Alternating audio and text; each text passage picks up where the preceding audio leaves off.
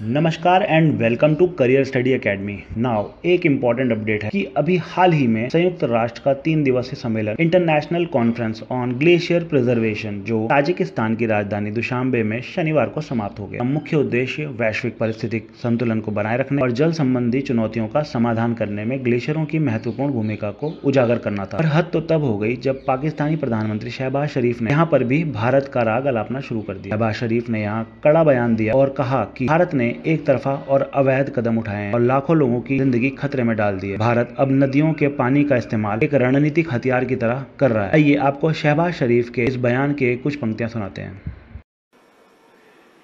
Excellencies, glaciers contribute nearly half of the annual flow in the Indus River system, the lifeline of our civilization, culture and economy.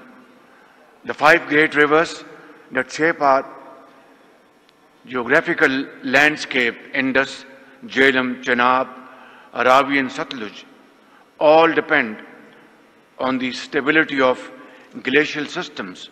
This makes us, Pakistan, seeing an alarming new law, the weaponization of water, India's unilateral and illegal decisions to hold in abeyance the Indus Water Treaty, which governs the sharing of the Indus Basin's water, is deeply regrettable. Millions of lives must not be held hostage of narrow political gains, and Pakistan will not allow this, never, will not allow the red line to be crossed.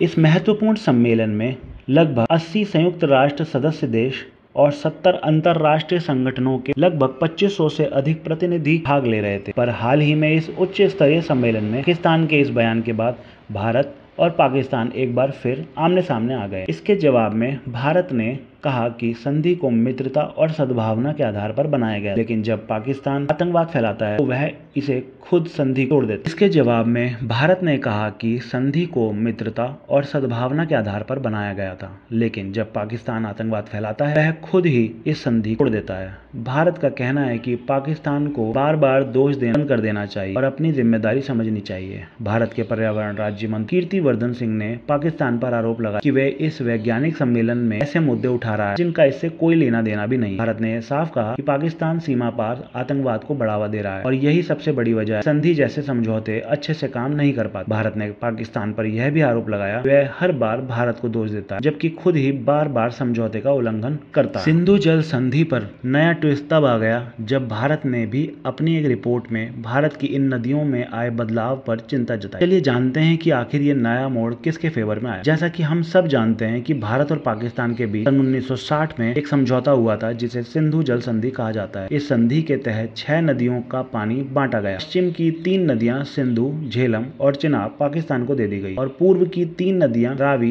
प्यास और सतलुज भारत को मिली। अब हाल के सालों में जलवायु में तेजी से हो रहे बदलाव, बदलते हालातों की वजह से भारत के उस पक्ष को ताकत मिल रही है इसमें वह कहता है कि सिंधु जल संधि में बदलाव की जरूरत है। वैज्ञानिकों ने हाल ही में कुछ ऐसे तथ्य पेश किए हैं जो इस संधि की जड़ों को चुनौती देते। नई रिसर्च के मुताबिक जो नदियां पाकिस्तान को मिली हैं उन्हें ऐसे ग्लेशियर पानी देते हैं जो अब भी मजबूत और बर्फ से भरे हुए हैं, यानी ठोस ग्लेशियर। वहीं भारत को मिली नदियां उन ग्लेशियरों से आती जो तेजी से पिघल रहे हैं। इसका मतलब यह है कि भारत को मिल रही नदियों में भविष्य में पानी की मात्रा घटने की पूरी संभावना। पश्चिमी हिमालय जहां तक भारत की नदियां निकलती वहां बर्फ पिघलने की रफ्तार ज्यादा है। इसके उलट पाकिस्तान को पानी देने वाले ऊपरी सिंधु बेसन में ग्लेशियर अभी भी ठोस हैं। इससे पूर्व पश्चिम में पानी के बंटवारे का संतुलन बिगड़ रहा है, जबकि सिंधु पुराने संतुलित हालात पर आधारित थी। भारत के प्रसिद्ध वैज्ञानिक अनिल कुलकर्णी का मानना है कि अब समय आ गया है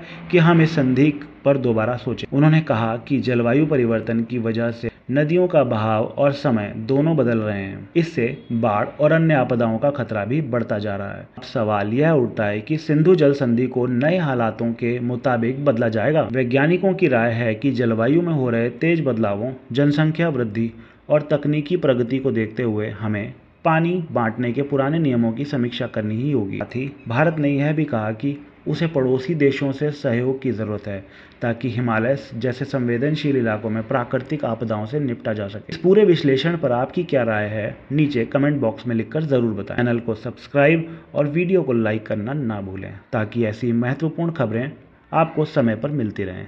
धन्यवाद।